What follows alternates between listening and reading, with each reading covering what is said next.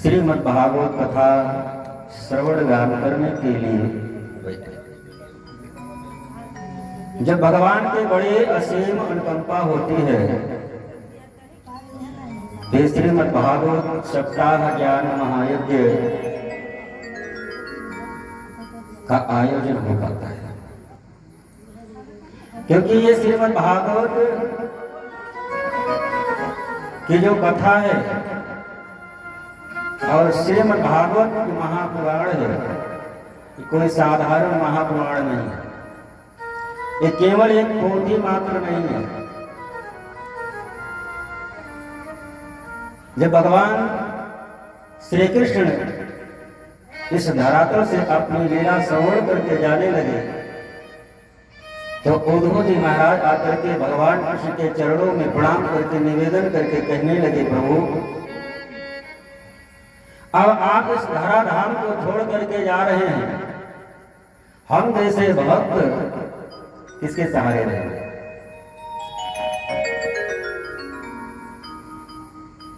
तो भगवान कृष्ण ने कहा कि वो लोग हम इस शरीर से तो सुधाम जा रहे हैं, लेकिन अब आज के बाद में जो श्रीमद् भागवत है, श्रीमद् भागवत के स्वरूप में मैं कलयुग में इस धरातल पर विराजमान हूं। भगवान की कथा जब जन्म जन्मांतर कल्प कल्पांतर के जब पूर्ण सुकृत एकत्रित होते हैं तब भागवत कथा श्रवण करने का सौभाग्य प्राप्त हो पाता है। भाग्योदयेन बहुजन्म समर्जितेन, जब भाग्य उदय होते हैं, जन्म जन्मांतर के सुकृत एकत्रित होते हैं, तब मानव को ऐसा सौभाग्य प्राप्त हो पाता है। भाग्योदयेन बहुजन्म समर्जितेन सतसंगमं च लभते पुरुषो यदा वै अज्ञानहेतुकृतमोहमदान्धकारनाशं विधाय तदोदयते विवेकाः। जन्मान्तरे भवेत् पुण्यं तदा भागवतं लभेत्। जब जन्म जन्मांतर के पूर्ण सुकृत एकत्रित होते हैं तो मानव को ऐसा सौभाग्य प्राप्त हो पाता है। और ये श्रीमद् भागवत महापुराण जो है, जो देवताओं के लिए भी दुर्लभ है। वैकुंठ धाम में भगवान वैकुंठ धाम आप जाएंगे तो वैकुंठ में भगवान तो मिलेंगे, लेकिन भगवान की कथा नहीं मिलेगी। स्वर्ग में स्वर्ग की सुख सुविधाएं सब प्राप्त होंगे, सब मिलेंगे, लेकिन भगवान की कथा वहां नहीं है। भगवान की कथा देवताओं के लिए भी दुर्लभ है। नायत्र वैकुंठ कथा सुधापरा, नायत्र वैकुंठ कथा सुधापरा, ना साधवो भगवत्तदाश्रयाः, नायत्र यज्ञेश मखा महोत्सवाः, सुरेश लोकोऽपि न वै ससेव्यताम्।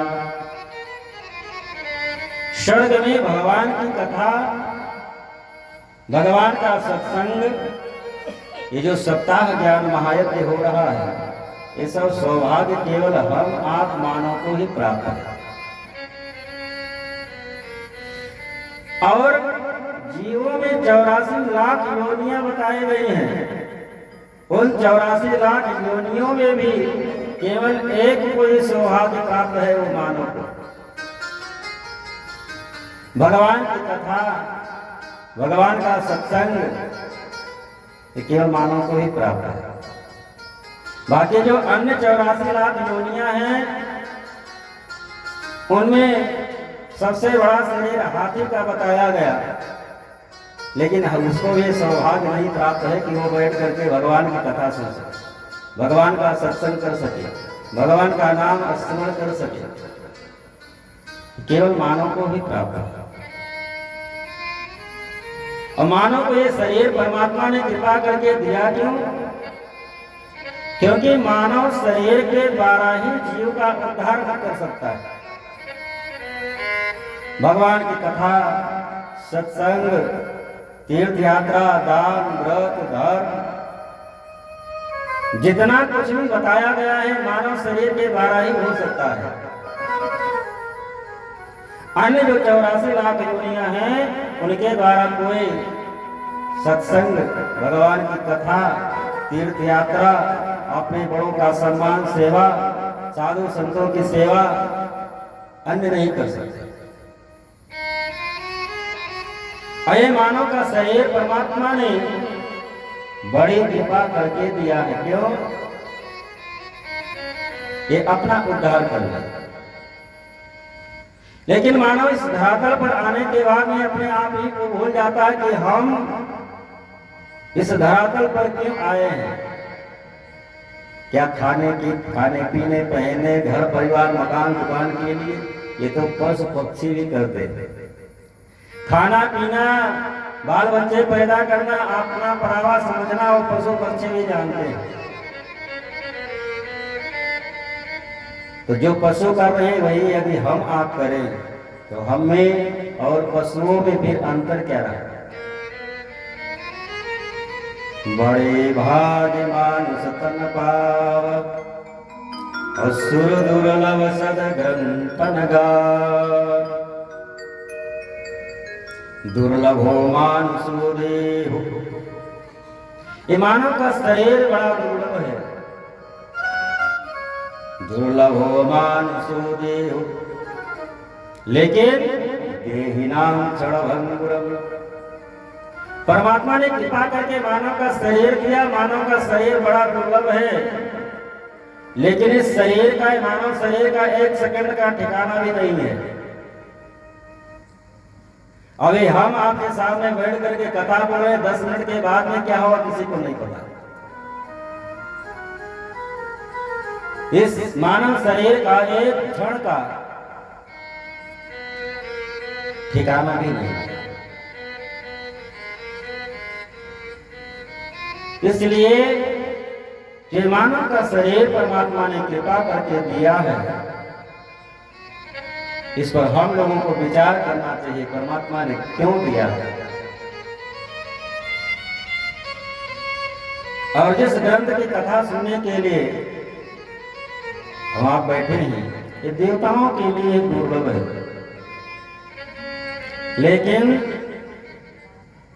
जिनका भाग उदय हो, भगवान की कृपा हो, यहाँ पर आ सकता है।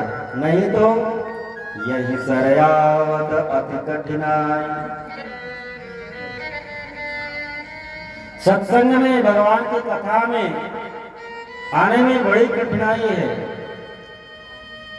जिनके ऊपर भगवान की कृपा, राम की कृपा, कृष्ण की कृपा, भागवत भगवान की कृपा होगी, वही यहाँ तक आ भी सकता है।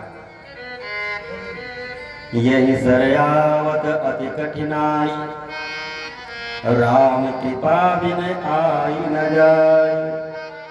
जब तक राम की कृपा नहीं होगी, जब तक भगवान की कृपा नहीं होगी, तब तक सत्संग में, भगवान की कथा में हम आप बैठ भी नहीं सकते, सुन भी नहीं सकते।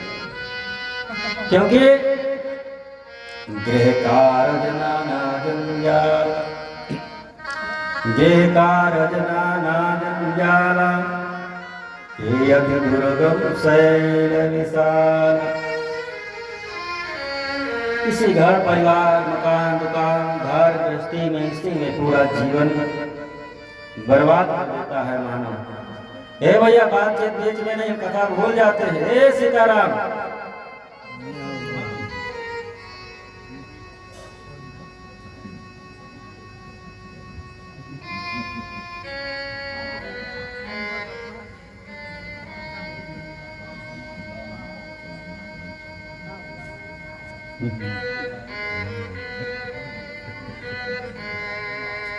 कथा ना आए सुनो तो अपने कथा शुरू कर दे।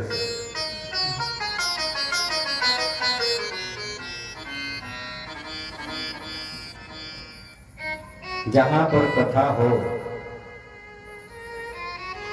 कहीं पर भी कथा सुनने के लिए जाए, ना जाए ज़्यादा ठीक है। लेकिन अगर वहाँ गए हैं तो कथा की मर्यादा को ध्यान में रखते हुए शांतिपूर्वक बैठना चाहिए। क्यों? क्योंकि जहाँ पर भी कथा होती है हनुमान जी महाराज निश्चित रूप में वहाँ पर विराजमान रहते हैं, और हनुमान जी महाराज कथा सुनने के लिए ही धरातल पर रह गए। जब त्रेता युग में भगवान राम अपनी लीला का स्मरण करके इस धरातल से स्वधाम जाने लगे, तो श्री हनुमान जी महाराज आकर के राम जी के चरणों में प्रणाम करके निवेदन करके कहने लगे, प्रभु अब आप तो जा रहे हैं, आपके चरणों की सेवा, आपका दर्शन। तो राम जी ने कहा कि आपको कौन मना करा, चलिए ना साथ में, चरणों की सेवा भी मिलेगी, दर्शन भी मिलेगा। तो हनुमान जी महाराज ने पूछा कि प्रभु आप वैकुंठ धाम में आपका दर्शन, आपके चरणों की सेवा तो मिलेगी, क्या आपकी कथा वहां मिलेगी? तो राम जी ने कहा कि हमारी कथा वहां नहीं मिलेगी, हम तो वैकुंठ धाम में मिलेंगे लेकिन हमारी कथा वहां नहीं मिलेगी। तो श्री हनुमान जी महाराज ने कहा कि यदि आपकी कथा वहां नहीं मिलेगी तो हम नहीं जाएंगे। मतलब भगवान की कथा भगवान से भी बढ़ करके है। यदि भगवान से बढ़ करके भगवान की कथा नहीं होती तो श्री हनुमान जी महाराज वैकुंठ धाम राम जी के साथ में चले गए होते। लेकिन वैकुंठ धाम में केवल भगवान की कथा ना होने के कारण हनुमान जी महाराज इसी धरातल पर रह गए। भगवान की कथा सुनने के लिए रामचरित्र सुनवे को रसिया, जहां पर भी भगवान की कथा होती है निश्चित रूप में हनुमान जी महाराज विराजमान रहते हैं।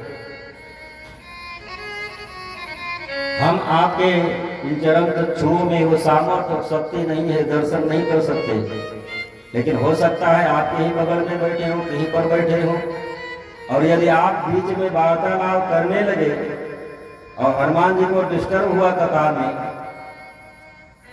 तो फिर आप समझो हनुमान जी करते क्या है। क्योंकि जो कथा के लिए राम को छोड़ सकता है और उनकी कथा में अगर डिस्टर्ब करोगे, इसलिए कहीं पर नहीं जाइए, कथा में ना जाइए, ठीक है।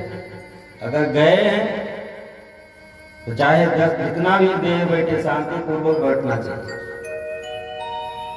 और कथा का अपमान और कथावाचक का अपमान करने के कारण आप लोगों ने रामचरितमानस में सती जी का चरित्र सुना होगा, जो भगवान शिव के साथ में कथा सुनने के लिए अगस्त आश्रम गई, अगस्त जी के। लेकिन भगवान शिव ने राम जी की कथा प्रेम पूर्वक सुनी, लेकिन कथावाचक के प्रति अश्रद्धा और कथा न सुनने के कारण सती की क्या दुर्दशा हुई। राम जी का दर्शन दोनों को हुआ, राम शिव जी को भी, सती जी को भी, लेकिन कथा और कथावाचक के प्रति श्रद्धा होने के कारण राम सामने है लेकिन पहचान न पाए। इसलिए कथा में जाए तो बहुत सावधानी पूर्वक, बहुत शांति पूर्वक। ये जीवानों का जीवन है, बाकी तो परपंच में विधवे करता है, बाकी जीवन तो परपंच में चला ही जाता है।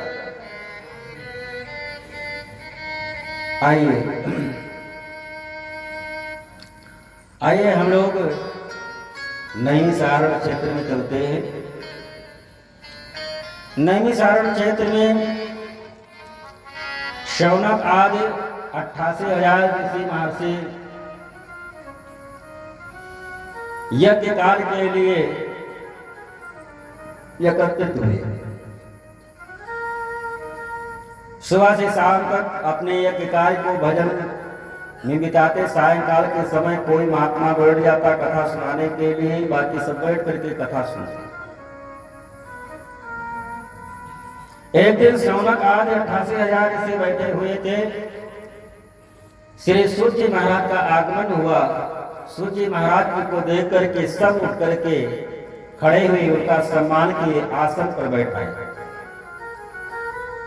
लेकिन संत जब आपस में मिलते हैं तो सांसारिक वार्ता नहीं करते, वो जन कल्याणार्थ, संसार के कल्याणार्थ सत्संग की ही चर्चा करते हैं। तो 88,000 ऋषियों का प्रतिनिधित्व करते हुए श्री सौनक जी महाराज सूत जी से प्रश्न किए कि महाराज,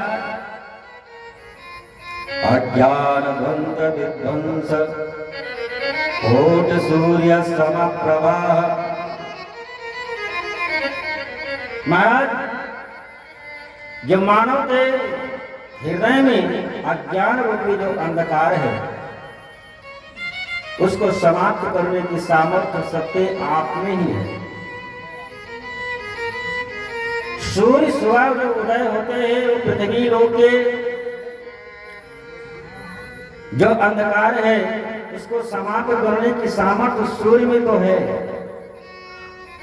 जो रात्रि रूपी अंधकार इसको समाप्त करने की सामर्थ्य सूर्य में तो है, लेकिन जो अज्ञानता रूपी अंधकार जो हृदय में है उस अज्ञानता रूपी अंधकार को समाप्त करने की सामर्थ्य करोड़ों सूर्य में भी नहीं है। अज्ञान ध्वंस विध्वंस कोटि सूर्य समप्रभाः। जो अज्ञान रूपी अंधकार मानव के हृदय में है करोड़ों सूर्य मिलकर के भी समाप्त नहीं कर सकते। और अज्ञान रूपी अंधकार को समाप्त करने की सामर्थ्य वो आप में ही है।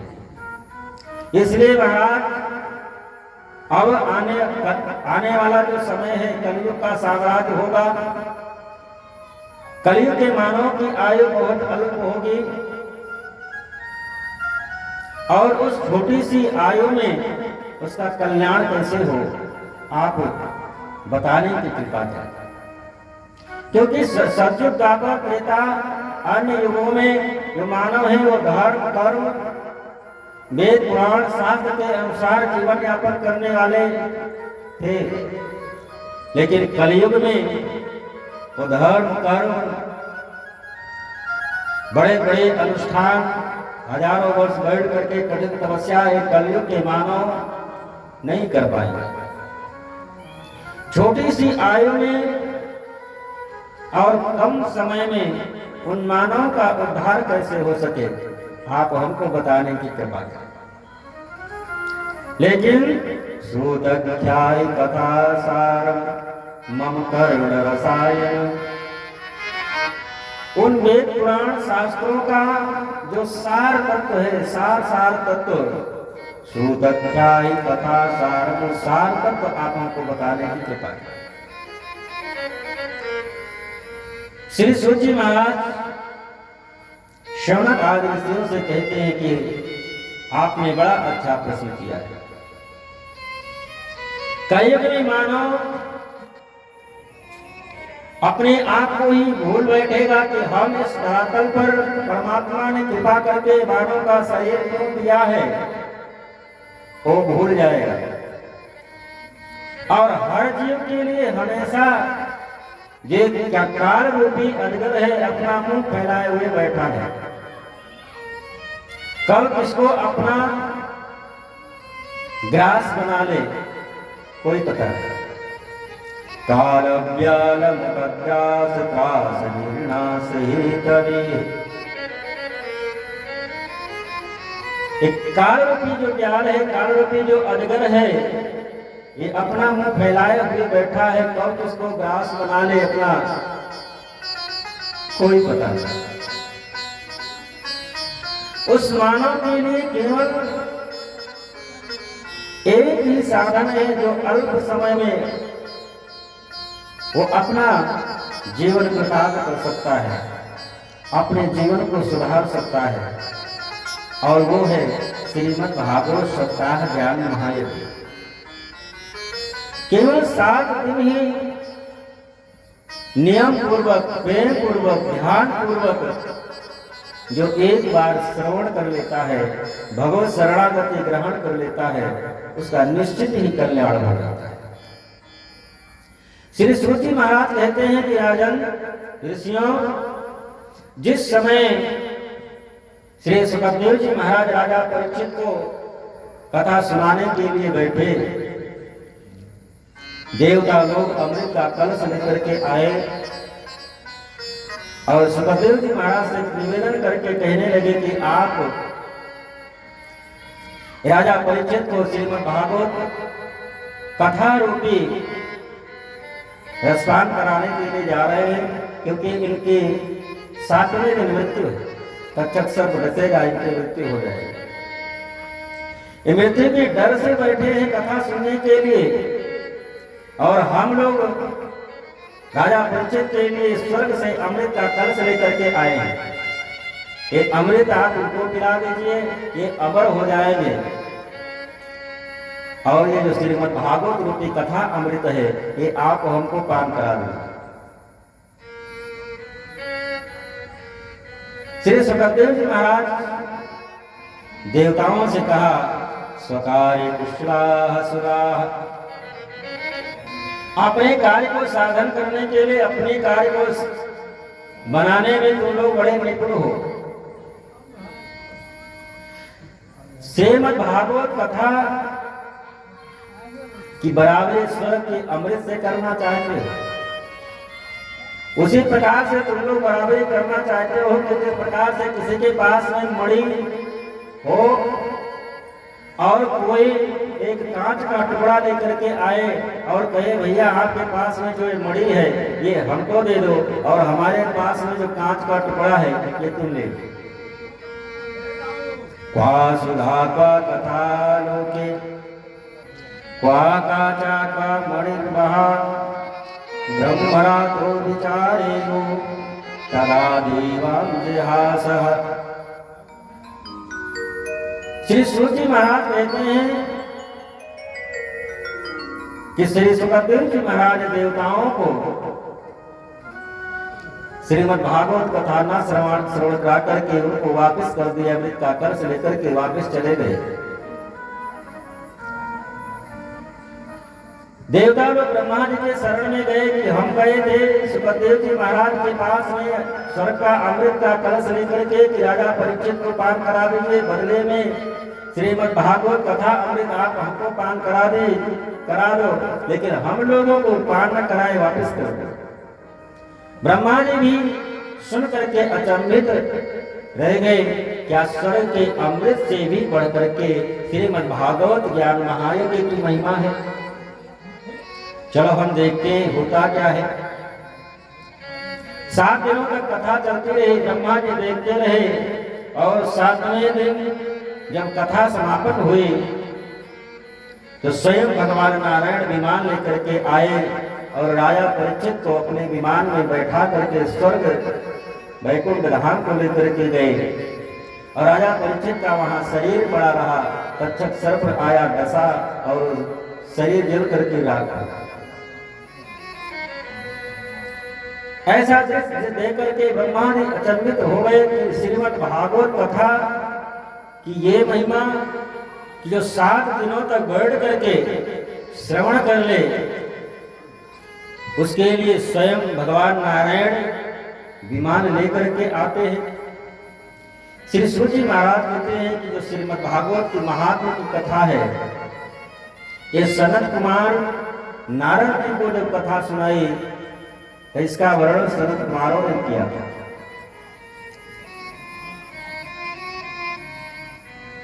तो सूर्य से सनत ऐसे ने पूछा कि महाराज नारद जी तो कहीं 1 घंटे से ज्यादा, 1 घड़ी से ज्यादा रुक नहीं सकते, और 7 दिनों तक कैसे वो बैठ करके श्रीमद् भागवत की कथा श्रवण की, ये आप हमको बताने की कृपा करें।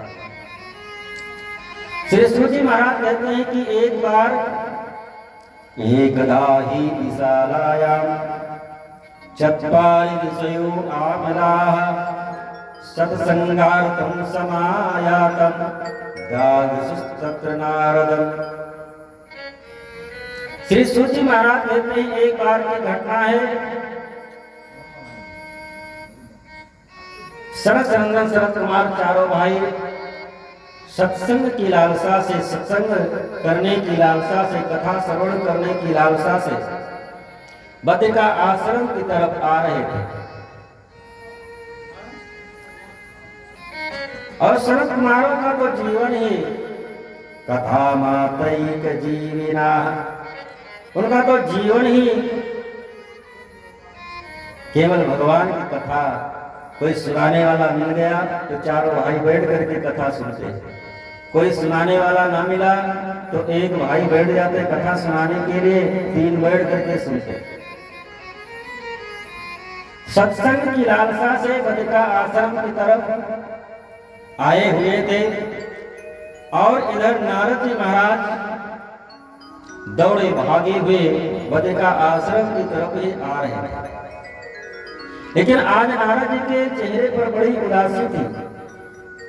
जो नारद हमेशा जिनके चेहरे पर हमेशा प्रसन्न मुद्रा रहने वाले, प्रसन्न अवस्था में रहने वाले नारद देव आज उनके चेहरे पर उदासी देख करके शरद कुमार नारद से प्रश्न किए, कथम ब्रह्मानि मुखा उतश्चिंता कुरु भवा त्वरितं गम्यते पुत्र उतश्चागमनं तवा।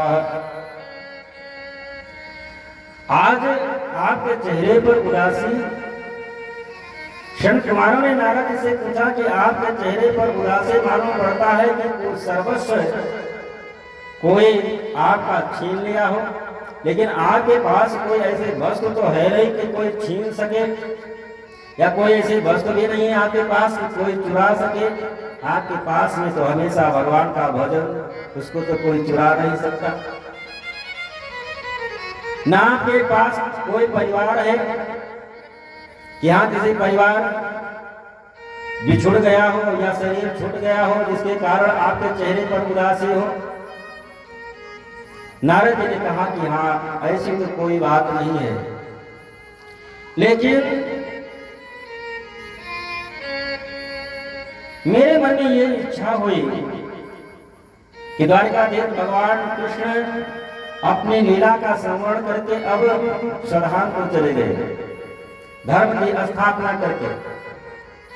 नारद जी कहते हैं मेरे मन में ये इच्छा हुई कि धरातल पर चल करके मैं देखूं जिस धरा पर पूर्ण पार्वत परमेश्वर परमात्मा भगवान कृष्ण के रूप में अवतरित होकर के अपनी लीला किए, धर्म की स्थापना किए, क्या उस धरातल पर उसी प्रकार से धर्म स्थापित है या उसमें कुछ परिवर्तन हुआ। नारद कहते हैं कि ऐसा मन में विचार आया और मैं धरातल पर घूमने के लिए गया। अहम पृथ्वीं यातो ज्ञात्वा सर्वोत्तमामिति, और मैं इस धरातल पर आकर के सभी तीर्थों का भ्रमण किया। पुष्करम च प्रयागम च काशी गोदावरी तथा, मैं संपूर्ण पृथ्वी पर प्रयाग, पुष्कर, काशी, गोदावरी, हरिक्षेत्रम, कुरुक्षेत्रम, श्रीरंगम, सेतुबंधनम एवमादेश तीर्थेषु भ्रममाणितस्ततः। नारद कहते हैं कि धरातल पर जितने भी तीर्थ क्षेत्र हैं मैं सभी तीर्थों में जाकर के देखा, भ्रमण किया, लेकिन अब हमको लगता है कलयुग का साम्राज्य धरातल पर स्थापित हो गया है, जिसके कारण अब तीर्थ में उस तीर्थत्व तो नहीं रहा, तीर्थ की मर्यादा नहीं रही, तीर्थ का वो महत्व नहीं रहा। कलिना धर्म मित्रेण धारेयं वदुताधुना, लगता है कि जो अधर्म का मित्र कलयुग है इस धरातल पर अपना पूर्ण रूप से साम्राज्य स्थापित कर चुका है। संपूर्ण तीर्थों में भ्रमण किए, फिर मन में विचार आया कि जिन संतों के लिए परमात्मा इस धरातल पर अवतरित होता है, जो संत अपना घर परिवार का सब कुछ परित्याग करके भगवत आराधन में लगे रहते हैं, उन संतों के आश्रम में चल करके देखें क्या वहां पर कुछ धर्म कर्म है या वहां पर भी यही स्थिति है। नारद जी कहते हैं कि जब संतों के आश्रम में जाकर के मैंने देखा तो पाखंड निरता संतो विरक्तासा परिग्रह। नारद जी कहते हैं कि अब कलयुग के प्रभाव से जो जितना बड़ा पाखंड फैला ले, जो जितना बड़ा पाखंडी हो, लोग उसको उतना ही बड़ा संत मानते हैं। जिसके पास बड़ा बड़ा आश्रम, 2-4 लाख शिष्य, लग्जरी गाड़ियां, air condition room, air condition गाड़ी, अरबों खरबों का बैलेंस, उसी को सबसे बड़ा संत मानते हैं। और संतों को बैंक बैलेंस, एयर कंडीशन, बंगला, गाड़ी, मठ की क्या हो सकता? वो तो एक लंगोटी लगाया, कहीं भी जंगल में जाकर के भगवान का भजन कर रहा। लेकिन जो सब वास्तविक संत होंगे उनका लोग मजाक उड़ाते, उनको लोग मानते ही नहीं। और कलयुग में जो जितना बड़ा पाखंड कर ले जाए उतना ही बड़ा संत। और महाराज संतों की बात छोड़ो, हर दिन अब एक भगवान प्रकट हो जाते हैं। कलयुग में हर दिन एक भगवान पैदा होते हैं। कुछ भगवान तो जेल चले गए और कुछ भगवान जो आज सनातन धर्मियों से पुजवाते हैं खूब, और वो पैसा सारा जाता है आतंकवादियों के लिए। हमारे शास्त्र में कहा गया है कि जिसकी पूजा आप कर रहे हैं, जिसको आप प्रणाम कर रहे हैं, जिसके प्रति श्रद्धा प्रकट कर रहे हैं, सबसे पहले उसके बारे में जानो। और यदि जो अपूजनीय है, जो पूजने योग्य नहीं है, उसकी पूजा करते हैं, और जो पूजने के योग्य है, जो पूजनीय है, उसको आप दरकिनार करते हैं, तो अपना सर्वस्व नाश करते हैं।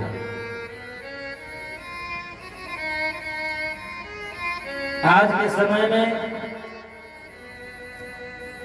कुछ लोग ऐसे हैं जिनको अपने देवी देवताओं पर भरोसा नहीं, ना अपने दुर्गा जी पर, ना राम जी पर, ना कृष्ण जी पर, ना अपने शिव जी पर। पूजा किससे करते हैं? एक ऐसे दुराचारी मुसलमान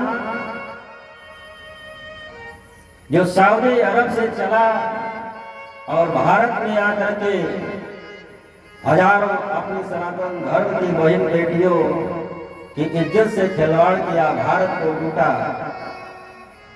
आज उसकी पूजा करते हैं। और महीनों का चढ़ावा हिंदू धर्म मानने वाले करते हैं, और वो चढ़ावा जाता है आतंकवादियों के लिए। हम किसके लिए कह रहे हैं, आप लोग समझ गए।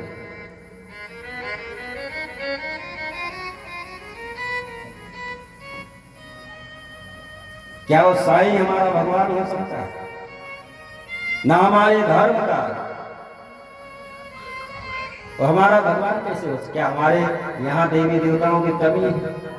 क्या हम अपनी दुर्गा पर विश्वास नहीं रहा, अपने शिव पर विश्वास नहीं रहा, अपने राम पर विश्वास नहीं रहा, अपने कृष्ण पर विश्वास नहीं रहा, 33 कोटि देवता है उन पर विश्वास नहीं रहा, कि आज हम एक मुस्लिम की पूजा करने जाए जो अपने न धर्म का न जाति का, जो विदेश से आकर के अपने यहाँ भारत में अपने सनातन धर्म को मानने वाले के हजारों बहु बेटियों की इज्जत के साथ में खिलवाड़ किया, उसकी हम पूजा करें। यदि आप कहें हम संत मान करके पूजा करते हैं, तो क्या आपके यहाँ संतों की कमी है? आपको जो 18 पुराण, 7 4 वेद दे करके गए व्यास जी महाराज, किसके घर में फोटो लगी है उनकी? कौन उनकी पूजा करता है? आप जब पूजन करने के लिए बैठते हैं, गोत्र पूछा जाता है, कोई ऋषि का गोत्र बताते हैं, क्या उस ऋषि की फोटो आपके घर में है? क्या जिस ऋषि का खून आपके शरीर में दौड़ रहा है, जिस ऋषि का रक्त आपके शरीर में दौड़ रहा है, क्या उस ऋषि का फोटो आपके घर में है? क्या उस ऋषि की कभी आप पूजा करते हैं? क्या उस ऋषि का मंदिर आप लोगों ने कभी बनवाने की सोची है? जो व्यास जी महाराज आपको 18 पुराण, 4 वेद शास्त्र दे करके गए, वाल्मीकि जी महाराज रामायण दे करके गए, हजारों ऋषि महर्षि आपके सनातन धर्म में है। क्या संतों की कमी है कि उनको छोड़ करके हम एक मुसलमान की पूजा करने के लिए जाएं, उसकी फोटो अपने घर में लगाएं, अपने मंदिर में? जो अपने पूजा स्थल पर उस साईं की फोटो लगाता है, वहां पर भगवान भगवती भी नहीं रहते, आपके जो पितर है वो भी श्राप दे करके चले जाते हैं। इसलिए आप सबसे निवेदन है, जहां तक भी मेरी आवाज जा रही है, यदि आपके पूजा स्थल पर उस साईं की फोटो लगी होगी, लगाए होंगे, तो इतनी ही टाइम जा करके उतार करके नाली में डाल देना। और यदि आपको डर लगता है तो हमारे ऊपर छोड़ देना कि महाराज जी कहें जो उनका बिगाड़ना है बिगाड़िए, हम आपको नाली में डालने जा रहे हैं। आपको बताएं, शिव पुराण में कथा आती है, तारकासुर का पुत्र था तारक, कमलाक्ष, बिंदनमाली, और ये तीनों तपस्या करके ब्रह्मा जी से अमृत का वरदान मांगना चाहते थे, लेकिन ब्रह्मा जी ने कहा जब हम ही अमर नहीं तो तुमको अमृत का वरदान हम कैसे दे सकते? तो तीनों ने कहा कि यदि आप हमको अमृत का वरदान नहीं दे सकते तो आप हमारे तीनों भाइयों के लिए ऐसे नगर का निर्माण करें जिस नगर में हम रहें उस नगर को कोई पराजित न कर पाए। ब्रह्मा जी ने कहा ठीक। तारक, कमलाक्ष और बिंदनमाली तीनों के लिए स्वर्ग और पृथ्वी लोक,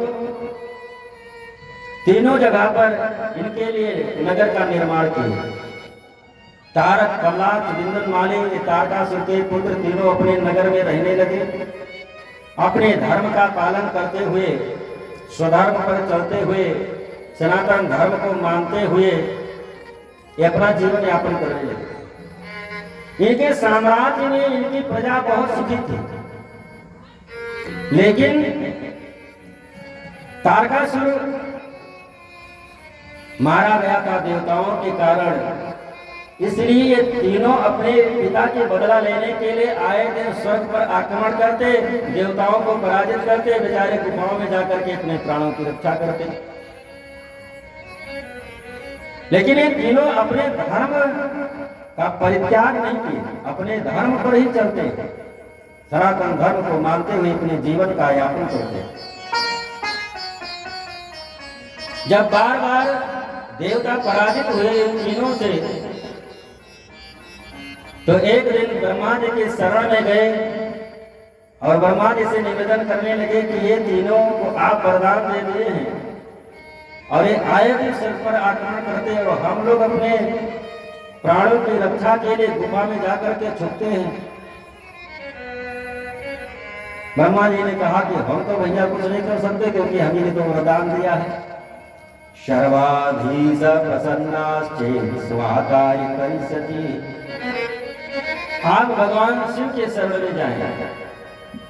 सभी देवगण भगवान शिव के शरण में गए, भगवान शंकर से प्रार्थना किए कि तारकासुर का उद्धार श्री कार्तिकेय महाराज ने कर दिया, लेकिन उनके 3 पुत्र हैं, उनके कारण हम लोग स्वर्ग में एक दिन भी चैन की नींद नहीं सो सकते।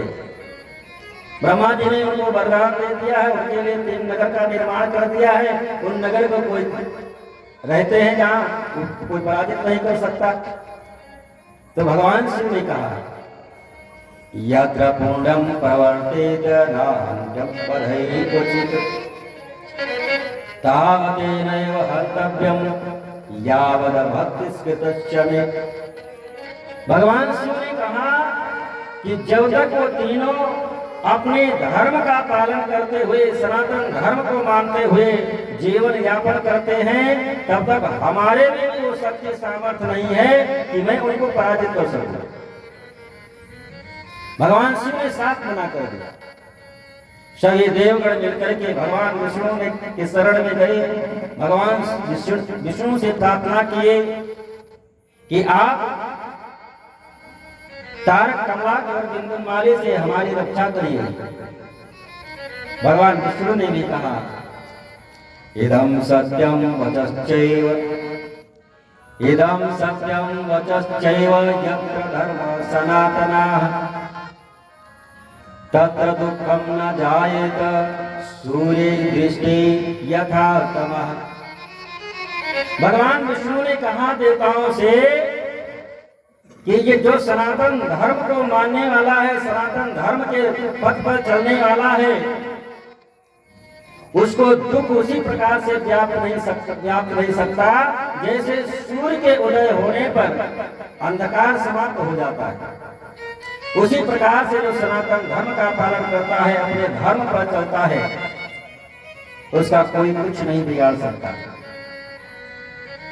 इस समय जब तक वो अपने धर्म पर चल रहे हैं, मैं भी उनको पराजित नहीं कर सकता। हमें वो शक्ति, वो सामर्थ्य नहीं है। तो देवताओं ने कहा कि हम आपके शरण में आए हैं। देवदूत प्रदानम सर्वे त्रिपुरवासिनः। ओम त्रिपुरवासी के कारण हम सब दुखी हैं। आपके शरण में आए, हमारी रक्षा करना आपका धर्म है। देवताओं के निवेदन पर भगवान विष्णु ने कहा कि उन त्रिपुरवासियों के लिए उनको पराजित करने का एक ही उपाय है कि वो सनातन धर्म को छोड़े और पाखंड में निरत हो जाए, अन्य धर्म को अपना ले। भगवान विष्णु एक अरिहंत नाम का मुंडी था, सन्यासी महात्मा, उनको भेद करके और तारक और कमला के विद्युन्माली तीनों को सनातन धर्म छुड़वा करके और अन्य धर्म जब उनको उनकी दीक्षा लिए दिलवाए, वो सनातन धर्म का परित्याग किए, अपने धर्म का परित्याग क्यों ही किए? भगवान शिव एक ही त्रिशूल के प्रहार से तीनों नगर को भगवान शिव ने समाप्त कर दिया। जब तक वो अपने धर्म का पालन करते हुए सनातन धर्म को मान करके चल रहे थे, तब तक भगवान विष्णु, भगवान शिव और ब्रह्मा जी ने भी हिम्मत न पड़ी उसके नगर की तरफ देखने की, और तारक कमला के विद्युन्माली को मारने की तो बात दूर की रही। तो यह आप का जो सनातन धर्म है, ये सनातन धर्म था, है, रहेगा। यदि आप अपना इसको परित्याग करते हैं तो आप अपना ही विनाश करेंगे, किसी का कुछ बिगाड़ नहीं पाएंगे। आपके धर्म में, सनातन धर्म में देवी देवताओं की कमी नहीं है। इसलिए आप लोगों से निवेदन करना चाहूंगा कि जो साईं फाई की पूजा करने वाले हैं और घर में फोटो सोटो लगाए हैं, टाइम ही निकाल करके फेंक रहे हैं। और साईं से अगर डर लगता हो तुम लोगों को तो हमको बता देना, ये महाराज बताए इसलिए फेंक रहे हैं। महाराज का जाकर के जो बिगाड़ना है बिगाड़ दो। बोली भागवत भगवान की जय। नारद जी कहते हैं कि संतों के आश्रम में जाकर के देखा, वहां भी पाखंड देखा। फिर मन में विचार आया कि चलो जिन गृहस्थ धर्म का पालन करने वाले और सबसे उच्च कोटि का आश्रम बताया गया है, गृहस्थ आश्रम, जिस आश्रम में बड़े बड़े संत महात्मा ऋषि महर्षि जितने भी जन्म लिए हैं, गृहस्थ आश्रम में ही जन्म लिए। भगवान भी इस धरातल पर जब आता है, गृहस्थ आश्रम का वो भी आश्रय लेता है, वहीं पर वो भी अवतार लेता है, जन्म लेता है। तो चल करके गृहस्थों के यहाँ देखें, क्या वहां पर कुछ धर्म कर्म रहा कि नहीं रहा। नारद जी कहते हैं जब गृहस्थ आश्रम में जाकर के मैंने देखा कि तरुणी प्रभुता की, नारद जी कहते हैं गृहस्थ आश्रम में गया तो मैंने देखा क्या कि तरुणी प्रभुता की।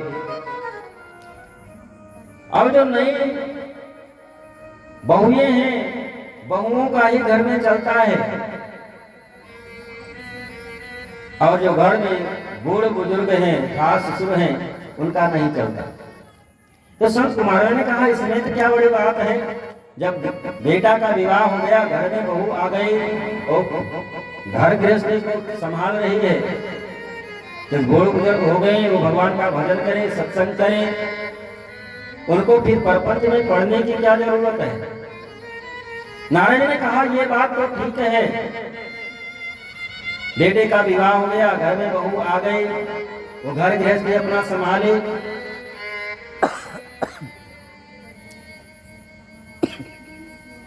घर में जो गुण बोल रहे हैं भगवान का सत्संग करें, भजन करें।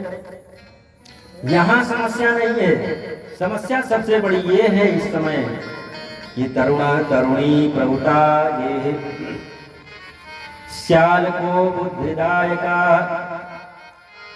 सबसे बड़ी समस्या यहाँ पर है कि घर में कुछ भी काम करना है, चाहे अच्छा करना है चाहे बुरा करना है, कुछ भी सलाह लेनी होती है तो सलाह अपने माता पिता से, अपने बड़े बुजुर्ग से, अपने बड़े भाई से सलाह नहीं लेते। सलाह किससे लेते हैं? श्याल को बुद्धिदायका। उस ससुराल में जाकर के अपने सलाह लेते हैं, तो ससुराल वाले सलाह दिए उसी से परिवार चलाते हैं। ये सबसे बड़ा अधर्म है। कुछ भी सलाह लेनी है तो सबसे पहले जो अपने घर में बूढ़ बुजुर्ग, अपने माता पिता, बड़े भाई, उनसे सलाह लेनी चाहिए। यदि एक साला नहीं होता तो इतना बड़ा महाभारत नहीं। आज घर में केवल भाई भाई में विद्रोह, बाप बेटे में विद्रोह, केवल ये ससुराल पक्ष से सलाह लेने के कारण ही हो रहा। तरुणी प्रभुता की श्याल को बुद्धिदायका। और महाराज अब कलयुग में अब विवाह नहीं होता तो कन्या विक्रयणो लोभात् दंपतीनां च कल्पनम्। अब बेटी और बेटे का क्रय विक्रय होता है, अब विवाह नहीं होता, क्रय विक्रय होता है। बेटे की पढ़ाई में 10 लाख लगाए हैं तो 30 लाख दहेज चाहिए। यदि बेटे की पढ़ाई में जितना लगाए हैं उसका 10 गुना सीधे दहेज चाहिए। अब होता है क्रय और विक्रय। कन्या विक्रयो लोभात् दंपतीनां च कल्पनम्। नारद जी कहते हैं इसी क्रय और विक्रय के वजह से अब परिवार में भाईचारा नहीं रहा, अब परिवार में आपसे प्रेम नहीं रहा। अब इसी दहेज के चक्कर में बाप बेटे में प्रेम नहीं रहा, बेटा और माँ में प्रेम नहीं रहा, सास बहू में प्रेम नहीं रहा। क्योंकि जो बहू आपके घर में आई है वो जानती है कि हमारे पिताजी के यहाँ विवाह करने के लिए हमारे पिताजी बैंक से इतना लोन लिए, इतना कर्जा लिए, तब जा करके इन दोस्तों के यहाँ विवाह कर पाए। तो जिसका बाप 10 लाख कर्जा में डूबा है तो बेटी आकर के घर आपके घर में क्या आपसे प्रेम और स्नेह से रहे? श्री नारद जी महाराज कहते हैं कि तरुणी प्रभुता के श्याल को बुद्धिदायका कन्या विक्रयणो लोभात् दंपतीनां च कल्पनम्। और महाराज हमको अब पूर्ण विश्वास हो गया है कि कलयुग जो अधर्म का मित्र कलयुग है इस धरातल पर संपूर्ण रूप से अपना साम्राज्य स्थापित कर चुका है। तो सनज्ञ ने पूछा, सरकाने ने पूछा कि वो कैसे? नारद कहते हैं कामिन्या केशशूलिन्या संभवन्त कलाभिया। महाराज अब महिलाएं, माताएं, बहनें, बेटियां अपने बाल को कटवाने लगी हैं, अपने बाल को कटवाने लगी हैं। कामिन्या केशशूलिन्या। इसलिए अब हमको पूर्ण विश्वास हो गया है कि कलयुग इस धरातल पर पूर्ण रूप से अपना साम्राज्य स्थापित कर चुका है। जो विवाहित महिलाएं हैं, यदि वो बाल कटवाते हैं तो अपने पति के आयु को क्षीण करती हैं। माताओं बहनों को अपने बाल में कैंची नहीं लगवाना चाहिए, ये बहुत बड़ा अपराध माना गया है। कामिन्या केशशूलिन्याः संभवन्ति कलादियाः एव पश्यन् कलेर्दोषान्। नारद कहते हैं कि धरातल पर जाकर के कलयुग के दोष को मैं देखा और हमको ये लग रहा है कि संपूर्ण रूप से कलयुग धरातल पर अपना साम्राज्य स्थापित कर चुका है। फिर मन में विचार आया कि संपूर्ण धरातल पर तो भ्रमण कर लिए, घूम लिए, लेकिन जहां पर वो पूर्ण पार्वण परमेश्वर परमात्मा भगवान कृष्ण जिस धरा पर अवतरित हुआ, अपनी लीला को किया, चल करके वहां की स्थिति देख लूं। नारद कहते हैं कि जब मैं वृंदावन में गया, यमुना जी के किनारे तो भ्रमण करते हुए मैंने एक दृश्य देखा। यमुना जी के किनारे एकादो तरुणी तत्र निकटाखंड मानसा। यमुना जी के किनारे एक नवयुवती बैठी हुई है, उसके दोनों बगल में अचेत अवस्था में पड़े हुए हैं दो वृद्ध, और उसकी सेवा में सैकड़ों की संख्या में नवयुवतियां लगी हुई हैं। नारद जी कहते हैं मेरे मन में विचार आया कि चल करके मैं पूछूं। नारद जी कहते हैं फिर मन में मैं विचार करने लगा कि जाकर के मैं पूछूं और ये कह दे बाबा जी आपको क्या मतलब। इसलिए मैं उसी रास्ते से आगे जब बढ़ा तो देवी स्वयं आवाज लगाई, भो भो साधुम तिष्ठ मां चिंतामपि नाशय दर्शनं तव लोकस्य सर्वथागरं परम। अरे महाराज, आप थोड़ी देर के लिए रुक तो जाइए। आप जैसे संतों का दर्शन करने मात्र से ही दर्शनम तव लोकस्य सर्वथा अगहरम परम, आप जैसे संत महात्मा का दर्शन करने मात्र से ही करोड़ों वर्ष के जो पाप हैं वो समाप्त हो जाते हैं। महाराज आप थोड़ी देर के लिए रुक जाइए। तो नारद कहते हैं कि वो देवी के कहने पर मैं वहां रुका और उसका परिचय जानना चाहा। पूछा कि देवी आप कौन हैं? ये आपके बगल में जो ये अचेत अवस्था में दो पुरुष पड़े हुए ये कौन है? ये आपकी सेवा में जो ये सैकड़ों की संख्या में देवियां लगी हैं ये सब कौन है? आप अपना परिचय देंगे? वो अपना परिचय देती है, अहम भक्ति, मेरा नाम भक्ति देवी है, इमौ में तनयो मतो। ये जो अचेत अवस्था में वृद्धावस्था में पड़े हुए हैं ये हमारे दोनों पुत्र हैं। नारद जी कहते हैं कि ऐसा सुनकर के मैं भी चकित रह गया कि माता जी नवयुवती और बेटे वो वृद्ध। फिर वो अपना आगे परिचय देती है, ज्ञान वैराग्य नामान।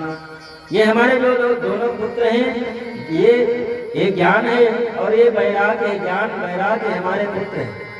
काल योगेन जर्जर, ये कलयुग के प्रभाव के कारण ये जर्जरित अवस्था को प्राप्त कर चुके हैं, वृद्धावस्था को प्राप्त कर चुके हैं। और महाराज आप ये बताइए कि माँ नवयुवती हो, बालक वृद्ध हो जाए, एक माता के लिए इससे बड़ा कष्ट और क्या हो सकता है। बेटे अचेतन अवस्था में पड़े हुए हैं और ये हमारे जो सेवा में सब लगे हुई हैं ये सब गंगा सहिता मद सेवार्थम समागता। ये गंगा यमुना सरस्वती त्रिवेणी गोदावरी जो आज नदियां हैं ये सब हमारी सेवा में लगी हुई है। महाराज एक कलयुग का ही प्रभाव है जिसके प्रभाव से हमारे दोनों पुत्र ज्ञान और वैराग्य अचेतन अवस्था में पड़े हैं। महाराज आप कोई कल्याण करें, आप कोई उपाय करें। नारद जी से भक्ति देवी ने कहा कि महाराज इस कलयुग को राजा परीक्षित ने छोड़ क्यों दिया था, उसको उसी समय मार दिए होते तो आज ये स्थिति इस धरातल पर नहीं होती। तो नारद ने कहा कि देवी आप क्यों चिंता करती हैं, आप तो भक्ति देवी हैं। तुम भक्ति प्रिया तस्या सततां प्रणतोदिता। भगवान पूर्ण पार्वत परमेश्वर परमात्मा भगवान नारायण तो आपको अपने प्राणों से भी अधिक प्रेम करते हैं, आप क्यों चिंता करते हैं। आप यदि नीच से भी नीच घर में चली जाएं तो वहां भी परमात्मा को जाना पड़ता है। सदना कसाई के यहाँ आप चली जाएं तो वहां पर भी भगवान को जाना पड़ता है। और रही बात महाराज कलयुग को राजा परीक्षित ने क्यों छोड़ दिया, तो यद फलम नास्ति तपसा न योगेन समाधिना तत्फलम लभते सम्यक् कलौ केशव कीर्तनात्। नारद जी कहते हैं कि जो अन्य युगों में हजारों वर्ष बैठ करके कठिन तपस्या करने से जो फल प्राप्त होता है, सतयुग द्वापर त्रेता में जो हजारों यज्ञ करने के बाद में जो पुण्य प्राप्त होता है, सतयुग द्वापर त्रेता में जो हजारों प्रकार के जो धर्म बताए गए हैं करने के बाद में जो पुण्य प्राप्त होता है, वो कलयुग में केवल तत्फलम लभते सम्यक् कलौ केशव कीर्तनात्।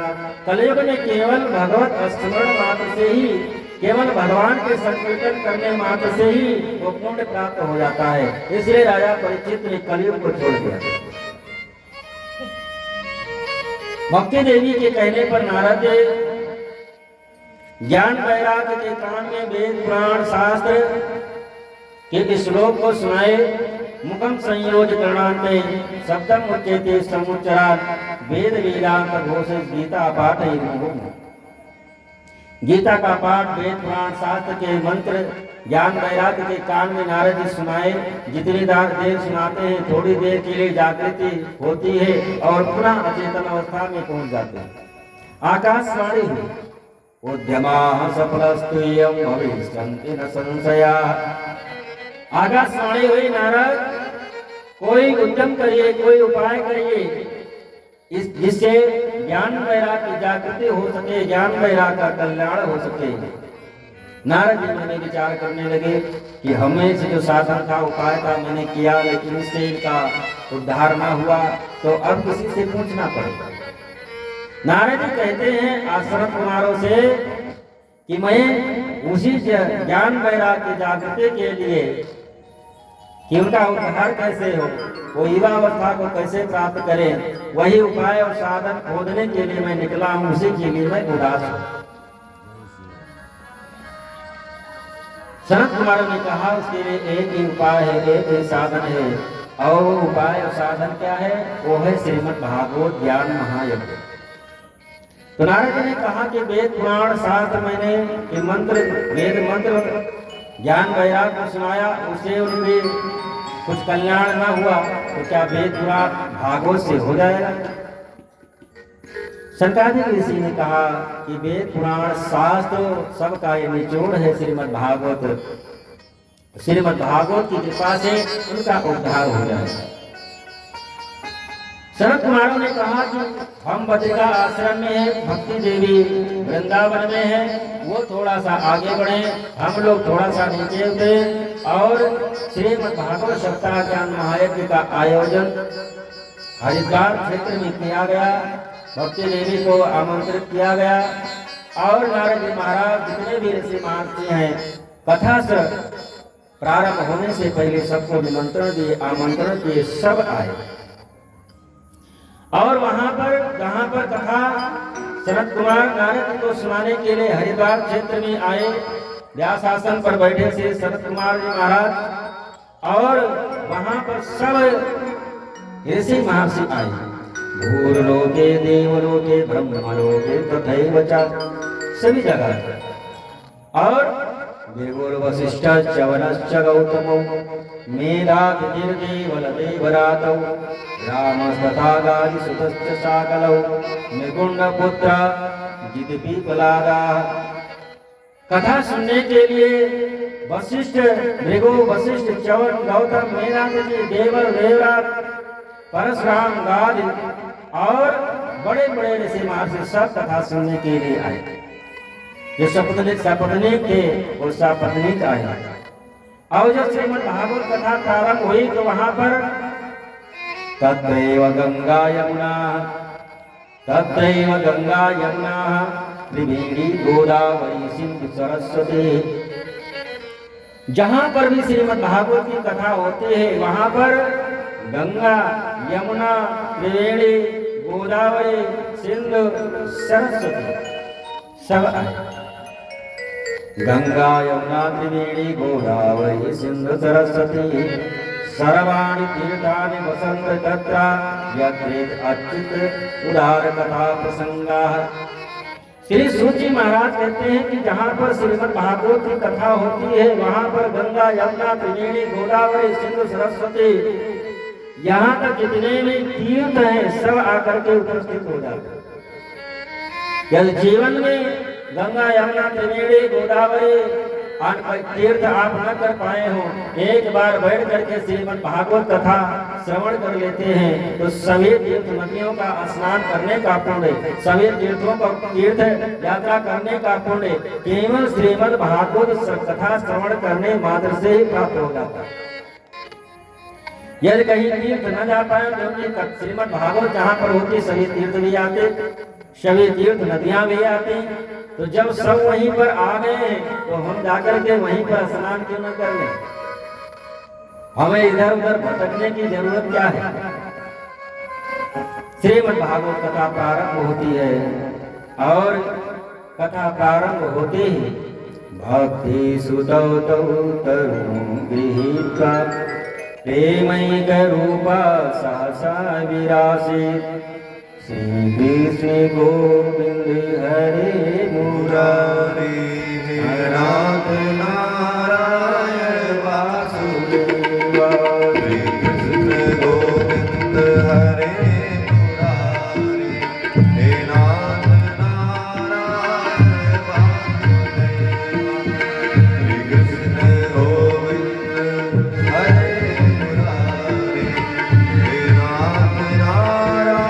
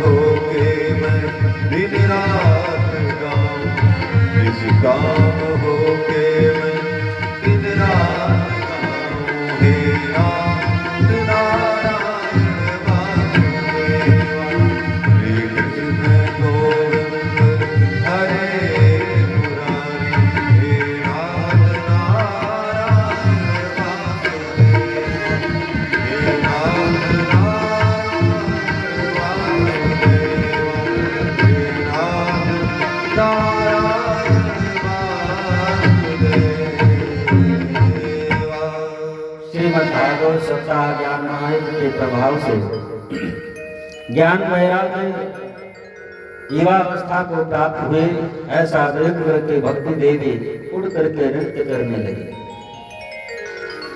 नारद जी शौनक से सनत कुमारों से प्रश्न करते हैं कि महाराज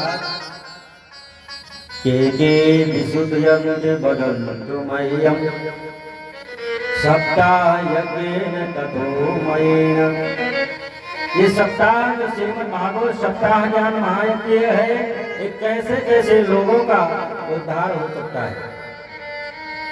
किन किन लोगों का उद्धार हो सकता है। शरद कुमार कहते हैं कि मानवा पावकृतस्तु सर्वदा सदा दुराचार रता विमार्गगाः। शरद कुमार कहते हैं कि ये मानवा पावकृतस्तु सर्वदा, जो मानव पूरा जीवन पाप कर्म करते करते ही इसका पूरा जीवन व्यतीत हो गया हो, कभी पुण्य सुकृत किया ना हो। ये मानवा पावकृतस्तु सर्वदा सदा दुराचार रता विमार्गगाः, पूरा जीवन उसका पाप कर्म में ही बीत गया हो, कभी भी सुकृत पुण्य काम किया ही ना हो। क्रोधाग्निदग्धा कुटिलश्च कामिनाः सप्तायज्ञेन कलौ पुनन्ति ते। शरद कुमार कहते हैं कि पूरा जीवन क्रोध अग्नि में दग्ध रहा हो, काम क्रोध मद लोभ ईर्ष्या द्वेष संसार के जितने पाप कर्म हैं उसी में लिप्त रहा हो, और पाप कर्म करते करते उसकी मृत्यु हो गई हो। जीवन में कभी सुकृत पुण्य न किया हो, पाप कर्म करते करते ही उसकी मृत्यु हो गई हो। श्रीमद् भागवत कथा में वो सामर्थ्य वो शक्ति है, उसका भी उद्धार कर देते हैं। यदि पाप कर्म करते करते उसकी मृत्यु हो गई हो और उसके घर परिवार वाले उसके निमित्त श्रीमद् भागवत का आयोजन कर दें, तो उसका भी उद्धार करने की सामर्थ्य है श्रीमद् भागवत कथा में। एक समय तो हो गया है, 11 बज गए हैं, कल से कथा। तो श्री सनत कुमार कहते हैं कि आत्मदेव नाम के एक ब्राह्मण थे, जिनका पुत्र था धुंधकारी। गोकर्ण जी महाराज और गौ के द्वारा, ये तो बहुत बृहद कथा है लेकिन संक्षेप में, और वो धुंधकारी पाप कर्म करते करते उसका पूरा जीवन बीत गया। ब्राह्मण कुल में जन्म लिया, शराब पिया, जुआ खेला, वैश्याओं को घर में ला करके रख दिया, और पाप कर्म करते करते ही उसकी मृत्यु हो गई। और इतना भयंकर पेट हुआ कि उसके उद्धार के लिए गोकर्ण जी महाराज गया में जाकर के श्राद्ध किए, पिंडदान किए, लेकिन फिर भी उसका उद्धार नहीं हुआ। लौट करके आए कि पिंडदान गया, श्राद्ध कर आए हैं, उद्धार हो गया होगा, लेकिन उसका उद्धार नहीं हुआ। आप ये सोचें कि हम पूरा जीवन कुकर्म करेंगे, मर जाएंगे, बेटा ले जा करके अस्थि गंगा जी में डाल देगा, गया में जा करके श्राद्ध कर देगा, हमारा वैकुंठ हो जाएगा, कभी नहीं होगा। क्यों? क्योंकि जो आप कर्म करते हो, कर्म कभी आपका पीछा नहीं छोड़ता। जो जैसा कर्म करता है, कर्म कभी पीछा नहीं छोड़ता। कर्म जब स्वयं पूर्ण पार्वण परमेश्वर परमात्मा भगवान राम के पिता दशरथ श्रवण कुमार को बाण मारे, उनका शरीर छूट गया, उनके माता पिता अपने बेटे के वियोग में शरीर को छोड़ दिए, तो चक्रवर्ती सम्राट महादशरथ को भी पुत्र के वियोग में ही शरीर छोड़ना पड़ा। कर्म कभी पीछा नहीं छोड़ते। कर्म जब वो स्वयं पूर्ण पार्वण परमेश्वर परमात्मा भगवान भी इस धरातल पर मानव का रूप धारण करके आता है, वो परमात्मा भी जो कर्म करते हैं, परमात्मा को भी अपने कर्म का फल उस परमात्मा को भी भोगना पड़ता है। इसका कोई उदाहरण है? हाँ है। भगवान राम बाली को छुप करके बाण मारे, और वही बाली जब भगवान राम कृष्ण के रूप में अवतरित हुए, तो बहेलिया के रूप में आकर के वो भगवान कृष्ण के तालू में वो भी बाण मारा, और बाण मारने से ही वो भगवान सुधार हो गए। जब कर्म भगवान का पीछा नहीं छोड़ता, तो हम तो साधारण मानव, जो कर्म किए हैं वो कर्म का फल तो अपने आप ही भोगना है, कोई दूसरा नहीं भोगेगा। घर परिवार वाले, बेटा बेटे, पत्नी, जब दुष्कर्म आप किए हैं उस कर्मों का फल तो आप ही को भोगना पड़ेगा। कुकर्म के कारण ये धुंधकारी प्रेत हुआ, लेकिन गोकर्ण जी महाराज सूर्य भगवान की आराधना करके, सूर्य भगवान से निवेदन करके पूछे कि पाप कर्म करते करते किसी की मृत्यु हो गई हो, प्रेत योनि को प्राप्त हुआ हो, उसके उद्धार का कोई उपाय है? सूर्य भगवान ने कहा कि उसके लिए एक ही साधन, एक ही उपाय है, वो है सप्ताह ज्ञान श्रीमद् भागवत सप्ताह ज्ञान महायज्ञ। श्री गोकर्ण जी महाराज श्रीमद् भागवत कथा का आयोजन करते हैं। सभी लोग, गांव के लोग सब व्यवस्था करते हैं, सबको आमंत्रण दिए, सबको बुलाए। कथा प्रारंभ हुई। धुंधकारी प्रेत है, वायु के रूप में है, इधर उधर भटकता है, आता है बैठने के लिए, लेकिन वायु के रूप में हवा का झोंका आता है, दूर निकल जाता है। देखा कि वहां पर एक 7 गांठ का बांस खड़ा हुआ है, उसी 7 गांठ का जो बांस था उसी के क्षेत्र में बैठ गया धुंधकारी। कथा प्रारंभ हुई।